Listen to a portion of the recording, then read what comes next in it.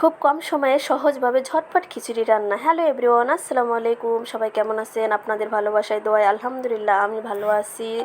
আজ আমি আপনাদের মাঝে নিয়ে চলে আসলাম খিচুড়ি রান্না করার রেসিপি। তো প্রথমে আমি ভালোভাবে চাল ডাল ধুয়ে পরিষ্কার করে নিয়েছি। এখানে আমি 2 পদের ডাল নিয়েছি। এরপর আমি একটা আলু নিয়েছি, দারচিনি, তেজপাতা, এলাচ দিয়ে দেবো, পেঁয়াজ কুচি দিয়ে দেবো, রসুন কুচি দিয়ে দেবো।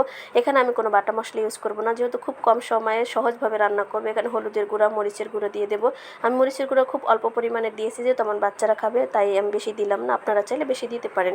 এরপর আমি লবণ দিয়ে দেবো, তেল দিয়ে দেবো, এরপর ভালোভাবে হাতে মাখিয়ে নেব। যতক্ষণ ধরে আপনি মাখাবেন খিচুড়িটা তত বেশি মজা হয়ে থাকে, তাই চেষ্টা করবেন অনেক সময় ধরে খিচুড়িটা মাখানোর জন্য।